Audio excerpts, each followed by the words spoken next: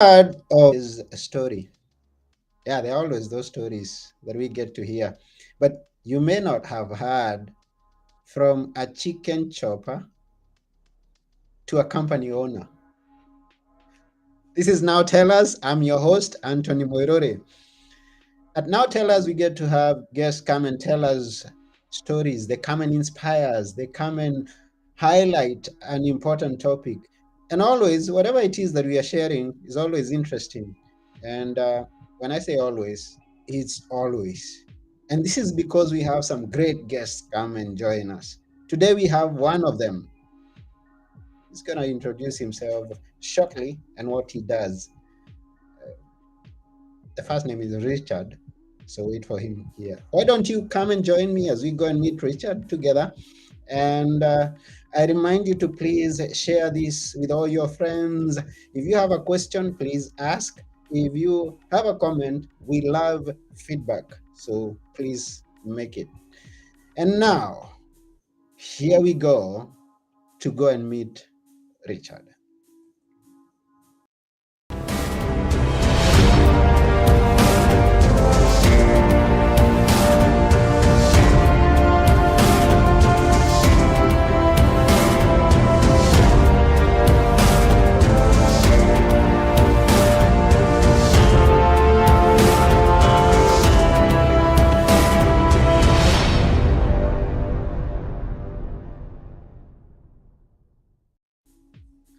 Hello, Richard. Hey, Anthony. Happy Yeah, to be here. good to see you here. Thank you, sir. What's going on in Athens, Greece today? Oh, it's today it has been drizzling, and we are in the middle of spring. So I'm wondering what's happening. Well, Drizzling all day. I was expecting sun all day. weather's everywhere. Yes, where are you yourself? At the moment, I'm at my ranch in the foothills below Yosemite National Park in California. And how is it? Beautiful day. Wonderful. So we are connected from all. Oh, Right. wow, that's beautiful. I would love to be there. I've seen it. I would love to be there someday. Looks Well, you beautiful. can. You can come Yes. visit here anytime you want, Anthony. Usually there's nobody here. I'm usually in Hawaii. Okay. Oh, and that's good. So you're in two different places at different times. No, I live in Hawaii, but I come here a couple times a year just to sort of hide out. It's a good Oh, place to how long are you gonna be there?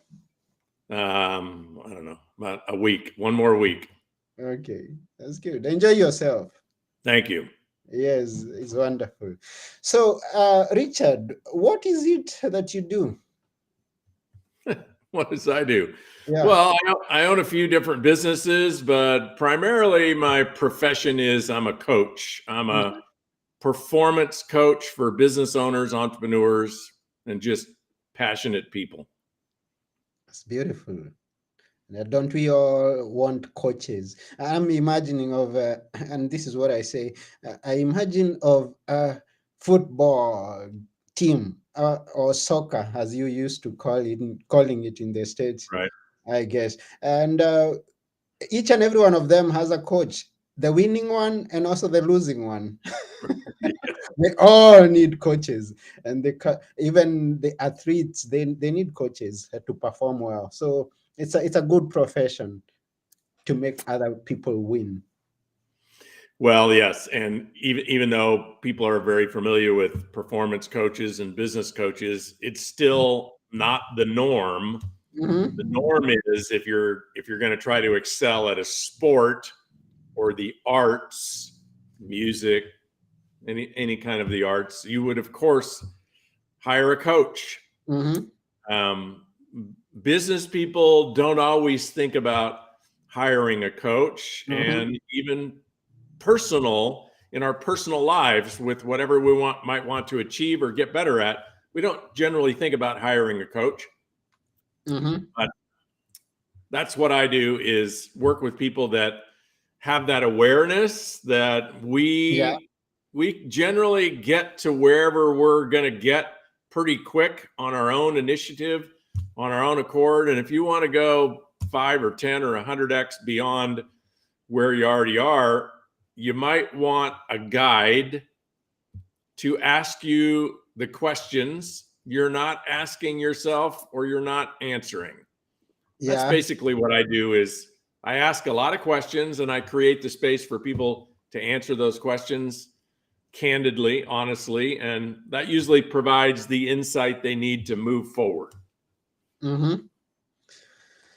Let's go a bit back for a story that I introduced briefly there. I say that you're someday back in time. I don't know how long ago it was.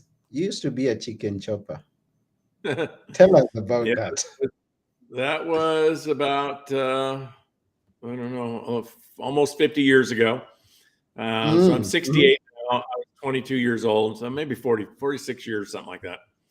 Uh-huh. I did not do well in school at all. And so if you don't do well in school, you don't go on to higher education usually. I did Yeah. not get any higher education. I did not go to college. And so I ended up working in a chicken processing plant, which is Mm-hmm. basically a plant where the live chickens are brought and they're slaughtered, and then they are cut up into parts and sold in those, at least in the United States, those yellow styrofoam packages. And that's a chicken processing plant. And I Okay. worked there for 4 years. Mm-hmm. I actually loved it, which kind of sounds surreal and bizarre, but I did actually love working in the chicken plant. And I had Yeah. the whole rest of my career mapped out. I was going to spend another 36 years there, a total of 40 years, and retire from the chicken plant. Mm-hmm. And one day, the guy who ran the chicken plant put in a policy, a human resources policy that said, if you wanted to advance any further in this corporate culture, you had to have a 4-year college degree. Mm. And I didn't have even 4 minutes of college, and I wasn't going to go get any college. Okay. So my career at the chicken plant was over, Mm-hmm. and I started looking for options. Mm-hmm. And so I found business, I found sales, which was definitely not what I was looking for, but just sort of a long story. I just fell into it, and I struggled mightily for a couple of years and failed miserably for a couple of years. And then it was actually coaching that lifted me out of that struggle and gave me some success in business and sales. Yeah. And so I've just always used coaching as the lever to move me through and into wherever I want to go. And now Mm. that's pretty much all I do. Even though I own several businesses, but I spend 90% of my time just coaching people. Oh, that's wonderful. So, how was it leading 30,000? Was it, how was, which was that business that was, you had a sales team of 30,000? And how was it? Well, it was very lucrative. I made a lot of money. Okay. And we were selling a product that gave you better gas mileage, Mm-hmm. petrol mileage in your automobile. Mm-hmm. Which this was the late 70s, early 80s, was pretty popular because the price of gasoline it's always been low in the United States relative to the rest of the world, Yeah. but started to go up. And as it went up, people were interested in saving money on their fuel bill. And so that was the product we sold. And I built a sales team of 30,000 people to Mm-hmm. help me sell it, and did well. Mm-hmm. That's good. Interesting. Wow. And it's good when when I saw your story of coming from being a chicken chop, it reminded me of where I come from. I come from Kenya, and there is a story that has been going on for the past, is it 1 year ago, that when we had the elections, the person that took presidency used to be a chicken seller. Really? So you can always come from the lowest of lows and come to the highest of highs. Yeah. I suppose if you can survive in the chicken business, Uh-huh. you can do anything. Don't get me thinking about starting a chicken No. business. Yeah, you don't need to do that. You're well on your way, Anthony. You don't need to be in the chicken business. Okay, thank you for that. Now, which of the businesses, if you would be kind to share with us, which of the businesses do you own right now? I own a consumer products pet care business Mm-hmm. that is a global business. We do business in, I don't know, probably 25 countries. Um, that's an Inc. 5000 business. I think that means fastest growing companies in the United States. Okay. I own a human dental care business, a nutrition business. These are all direct to consumer businesses. Mm. My wife and I own a essential oils and personal care products business, and I have a real estate business and a coaching business. Wow. That's quite a number. Now, I kind of try to imagine why I saw that you have shared a stage with Richard Branson. Tell us about it's because I looked at his profile and he's on like is it 400 businesses right now? He's Right. yeah, so I see where you got the inspiration from. Or rather, I Yeah. guess. I might own four. He owns 400. Yes, I did have the opportunity to share the stage, which basically all that means is there's an event. He spoke over the 2 or 3 days. I also spoke. Mm-hmm, I got a chance to ask him some questions about success and his mm-hmm, philosophies. mm-hmm, But Richard Branson he's a very inspirational, great individual, very authentic, and he's one of the most prolific business creators in the mm-hmm. history of business. And Yeah. he just loves to start things. And as a result of owning 400 companies, well, there's a few of them that have made him a multi billionaire. And Mm-hmm, so he's a great person to study for sure. I love Richard Branson because he's really humble. mm-hmm, He's very creative, but his soul is a generous soul. Like he sees his journey here on earth as one not to take from people or take advantage of people or manipulate people, but serve people and also serve his own authentic journey. Like he's following his path. He's not doing what other people think he should do, or what other people are telling him to do, or even maybe what would make him the most success. He's doing what he wants to do, and he's doing it in a yeah. way that is graceful and generous. And Mm. so his legacy is he's going to be highly regarded as somebody that left this planet a better place than he found it. Mm.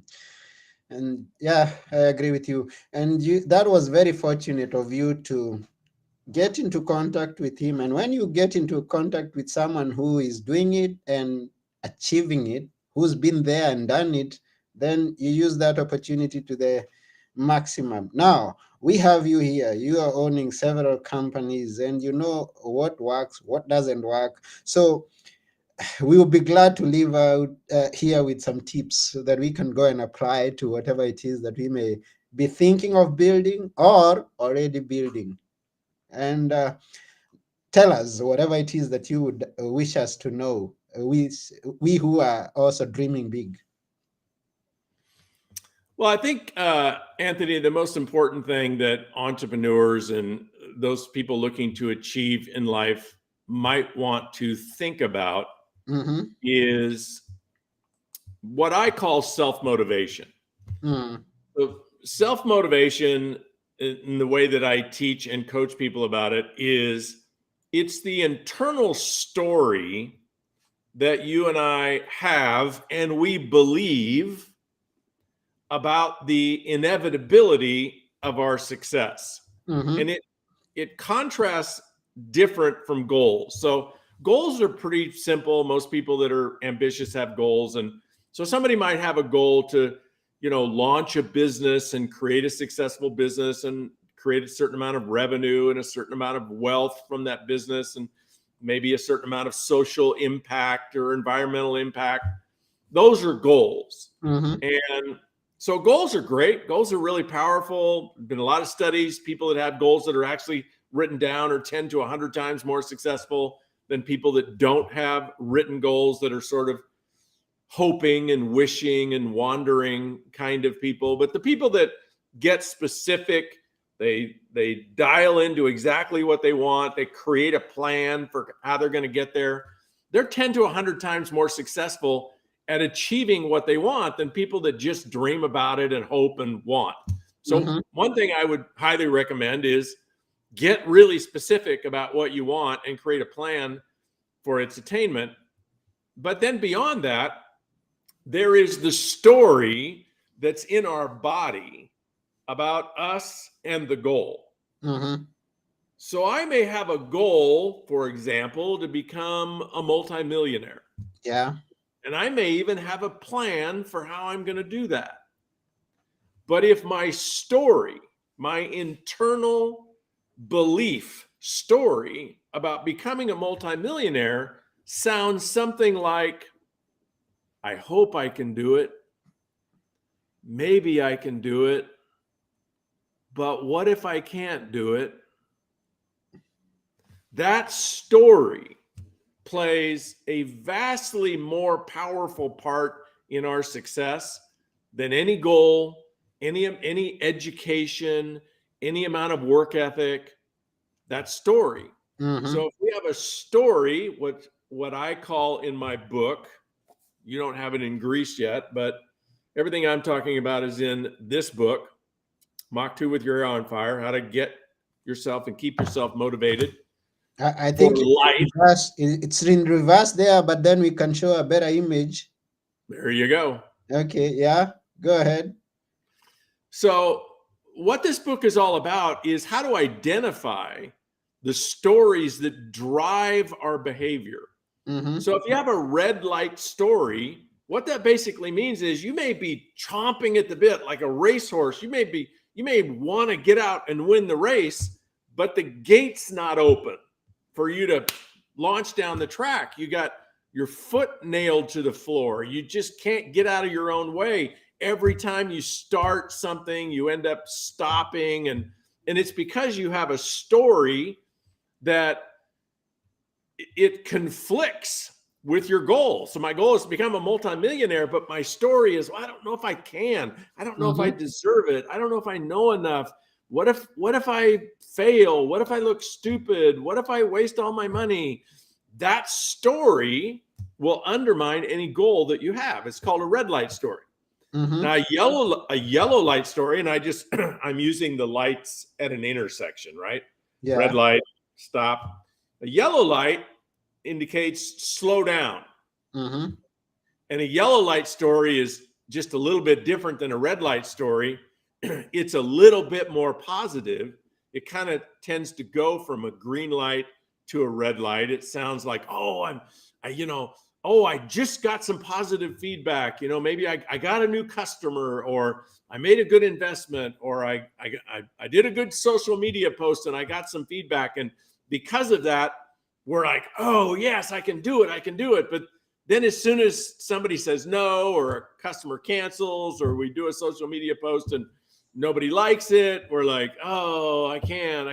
So we run hot and cold. That's kind of a yellow light story, where your motivation is based on your results. So if somebody says yes, then you say, oh, I can. If somebody says no, then you go, oh, I can't. And so we're either up or we're down, or up or we're down. It's kind of like if you've ever ridden in a car with somebody that every time they go around a curve, they pump the brakes, or every time they're like jerking you back and forth. That's what it's like to try to be successful with a yellow light story. Mm-hmm. And what my book is all about is how to create green light stories, stories that align with your goals. So if you want to become a multimillionaire, or you want to have a super successful marriage, or you want to achieve something in sports or the arts or education, whatever it is, create a very specific goal and a plan for its attainment. And then the most important thing is to create a story that aligns with it. And the story has got to affirm, it has got to affirm that you have the ability, you have the will, you have the talent, you have the gifts, you have the attitude, you have the aptitude, you have the connections, you have everything it takes to be successful. And your success actually is inevitable. So it's kind of 3 levels of green light story that people have. One is they think that something's possible. So if you think it's possible that you can succeed, you'll tend to lean in, right? You'll tend to try. But the trouble with a possible story is it leaves a lot of room for not possible. So the second layer, which you want to get to, is probable. So a probable story sounds like, I'm probably going to be successful. I think this is going to work. There's a really good chance this is going to work, right? That has us lean in further, invest more time and energy and maybe capital, take more risks, right? So the more green light our story is, the more we're engaging in the activities that will actually have us become successful. Yeah. And then the ultimate story you're looking for is a story of inevitability. And the story of inevitability is no matter what setbacks, no matter what I have to learn, no matter who I have to meet, no matter what skill I have to get good at, no matter what I have to invest in time and capital, I'm going to be successful. Next year is going to be better than this year. Next month is going to be better than this month. That's a story of inevitability. And when you have a story of inevitability that matches your goals, you're going to be successful. It's just guaranteed you'll be successful. So the key to success is not education. It's not who you know. It's not what you know. It's not how hard you work. It's really having a very specific goal, a plan for its attainment, and then a story that you believe that lines up with that goal. And when you have that kind of alignment, you're unleashing the personal and spiritual power that we are all gifted with. That all you have to do is look around the world and look at people like Richard Branson. Now, maybe you have to get one-on-one with Richard Branson to appreciate it, but I was one-on-one with Richard Branson. I was standing right next to him. I think I had my arm around him when we took a picture together. And, I was just sort of looking at him, and this is backstage. And I just noticed he doesn't actually look godlike. He just kind of looks like a normal guy that just flew in off the beach. And when you talk to him, pretty normal guy.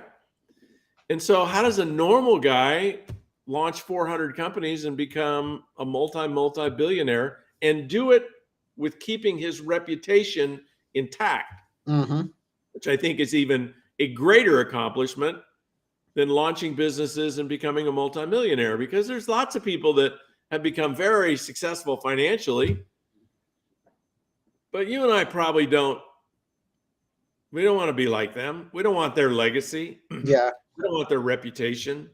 They're crazy people. Richard Branson has done it all. So my point is, if one human being can do that, you and I can do whatever we want. We just have to get ourselves in alignment, and we have to tap into the spiritual gifts that we've been given to produce. And it really all boils down, Anthony, to when you have that plan. the plan ought to tell you, well, what do I need to do every day Mm. to be successful? Mm-hmm. You know, a lot of what people are looking to build is, you know, some kind of business or sales career where the plan is, well, you need to talk to a certain number of people in order to find the people who are a good match for your product or service. Mm-hmm. So you can build a client base, right? So if maybe you want to sell real estate, you want to be very successful selling real estate. Mm-hmm. Well, there's probably a plan that sounds something like, you know, ask 10 people a day if they've ever thought about buying or selling a home. Is that one good, or is it something you would challenge? What? The plan to Oh, I call think that's, certain amount of I'm not people. a realtor, but I can imagine that's probably a good plan. Mm-hmm. I think anybody that wanted to be successful in real estate, if they asked 10 people a day, hey, have you ever thought about selling your house? Hey, have you ever thought about moving? Hey, have you ever thought about buying another property? Just ask 10 people a day. You're probably going to get 1 out of 10 that says, yeah, we have. And you won't maybe get all them as clients, but hey, if you only got, you know, half of them as clients, Yeah. well, if you ask 10 a day and you get 1 a day to say yes, that's 30 a month. And you get half of those as clients, that's 15 new clients a month. Okay, that's good. I think a realtor who got 15 new clients a month times 12 times 15 is over 160. The I think a number, realtor that had 160 new clients the every year. it's a numbers game. They say it's a numbers game. Yeah. Yes. So, but my point is, Yeah. all we need to do is harness all of this power to do something as simple as ask 10 people a day if they've ever thought about selling their home, And which takes, don't be afraid to receive the no's. Every no that you receive, you're closer to your yes. that's right. Yeah. And going back a bit, I think we have got quite much to cover. We may not just make it in the short time that we are here. Now, going back a bit, you talked about whatever one person has done, and like using the example of Richard Branson and what we can achieve. Is this quote I love that says, whatever one man can do, another can too. Yes. I Well, agree with that. that's a great quote. Yeah. I agree with that. Uh, and since we chose to use Richard Branson, I know there are some things that he has attempted and they end up being a failure. Like he tried to cross, I think, was it the Atlantic using a hot air balloon? And Well, Richard Branson was one of the original using publicity stunts to uh-huh. bring awareness to his businesses. Mm-hmm. It's brilliant, right? So he would, Yeah, you know, he would announce to the world he's going to do some crazy thing that might kill him. yeah, And whether he succeeded or failed, you know, you remember when Evel Knievel was going to jump his motorcycle over the Snake River, and his uh-huh. motorcycle needed to actually be a rocket, Yeah, and you know all this fanfare, right? And everybody remembers that. I mean, yeah. from that era, at least in the United States, Evel Knievel jumping his motorcycle over, you know, this huge canyon river. Most people don't realize he didn't make it. They don't care about that, Yeah. right? So would you suggest someone to do a publicity stunt like they've been doing? Oh, hey, that's a strategy. It's a proven strategy. Yeah, So it's not my jam, yeah. but it's a proven strategy. Not everything works for everyone. Right. Yes, this is where I was going using the hot air balloon crossing an ocean. It ended up being a failure. And several of his other business, he's done a number of businesses that end up failing badly. Now you've been in contact with him, and also you've tried some things, I guess, that have not succeeded at some point. How do you face, or how do you deal with failure yourself? And how would you suggest us to go about it? Well, failure is a harsh word and it's a charged word. It's a trigger word, and it's not necessary. Not necessary. So it's not necessary to use that word. In fact, that'd be a poor choice of words. Somebody that would use the word failure, they could set themselves up to like have an energetic reaction to that word. So I think it's all just a matter of perspective. So in Richard Branson's case, I don't know, but wouldn't surprise me if most of the 400 businesses that he's launched actually ended up failing or be non-profitable, or they're not growing or something like that. Wouldn't surprise me at all. Yeah. If most of his businesses were not successful. But so you could say, oh, I've failed more times than I've succeeded.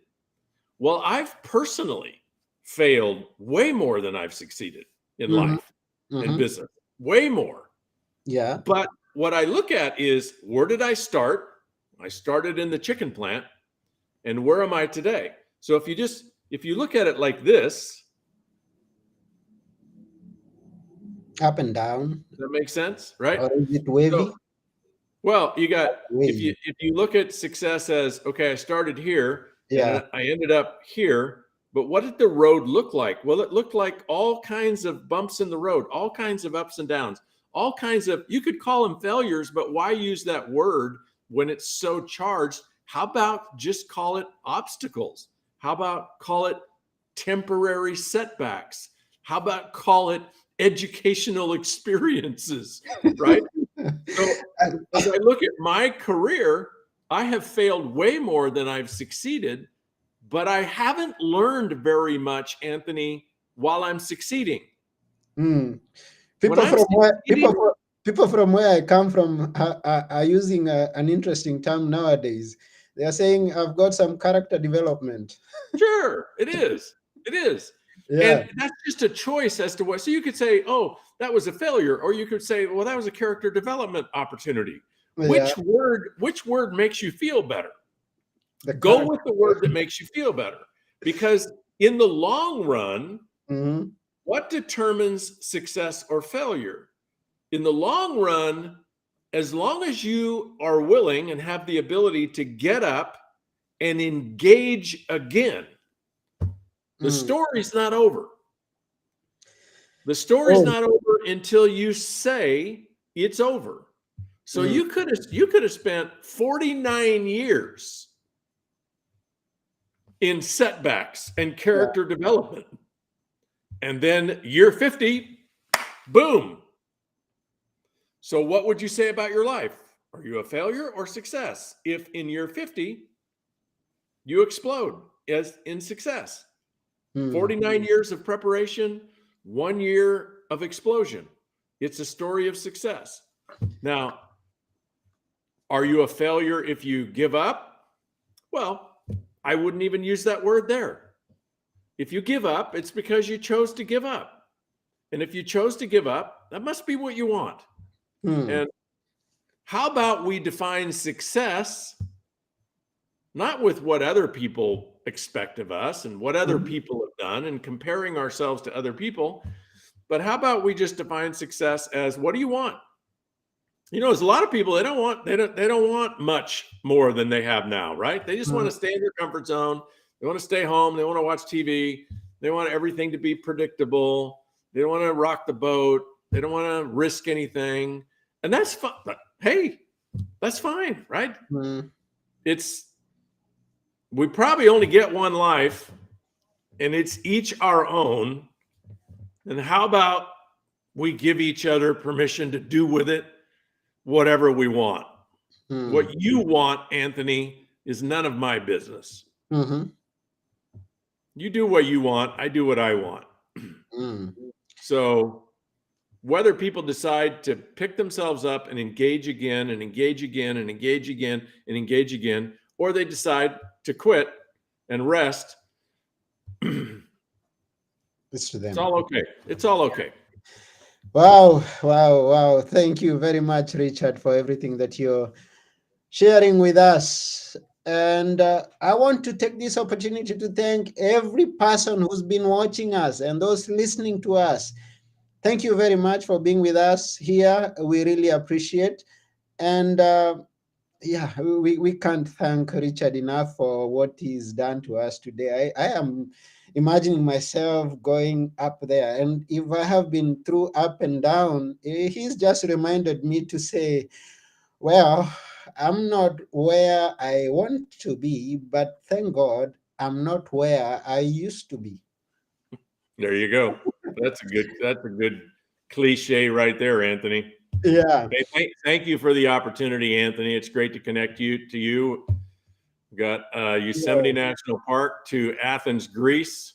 Yeah, it's Share quite. some ideas with people. A lot of fun. Yeah, it's a lot of fun. Thank you very much. Someone didn't get the quote of Richard Branson. Maybe you could reach. There's a quote you used of Richard Branson. What was it? I did. Ask Miguel. I don't know what it was. Okay, you can always go and hear the repeat of this episode at nowtellus.com. It's going to be uploaded there. Might Now be tell some. us. Yeah. I probably have a Branson quote in my book, but it'd take me too long to find. Okay. All right, Anthony. That's Thank you. That's the reason why they should go and get the book. Right. And in that on that note, how can they reach out to you, or how can they go and get the book? You can get the book on Amazon if you're in North America, Audible and print, Yeah. or you can get it off my website, Richard Brooke, BROOKE.com. Wow. Yeah. So if you missed anything in the episode, go rewatch the episode or listen to it from one of the podcast platforms that it's available. It's available on Audible. I'm forgetting them, but they are quite a number. iTunes, Audible, Google Podcast, everywhere. Yeah, just go and search for Now Tell Us, or go to the website nowtellus.com. And we thank Richard. Thank you very much, Richard, for taking your time. Go, You're welcome. everyone, Great meeting with me. www.richardbrooke.com and connect with Richard, get the book, and get some coaching on your business. It's important. Now, before we go, as we thank you very much, Richard, for being with us here, we would like you to leave us with a few words that we should always remember. Which are they? Well, how about a quote from Napoleon Hill? What the mind of man can conceive and believe, he or she can achieve. And I spent a lot of my life thinking about that and studying that quote and learning to believe that if you pay close attention to the word that Napoleon Hill uses, what the mind of man can conceive, but the most important thing he says in the quote is believe. That's the green light story. Conceiving things, not that hard. Believing, that's the challenge. That's the green light story. Then can achieve. Doesn't mean you will achieve everything, for sure. But hey, all I found that we're really looking for in life is if we want something, we want to make progress towards getting it. We don't have to get everything we ever wanted. We just want to make progress. We want this month to be better than last month and this year to be better than last year. And that allows us to feel like we're contributing. We're making a difference. We're in momentum. We're moving. We're progressing.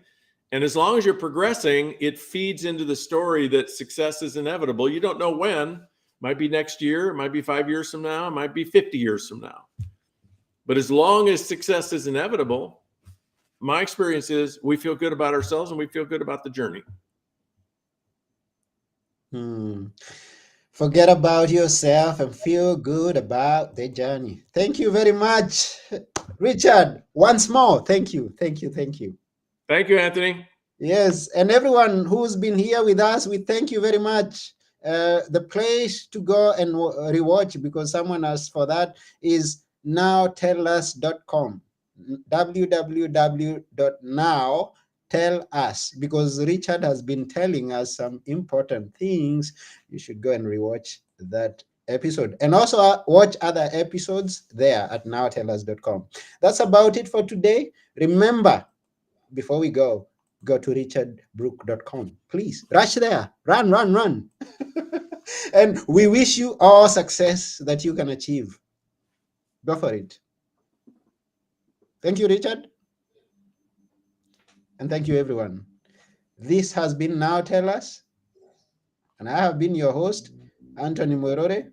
And together with our guest today, Richard Brooke, we are saying bye for now.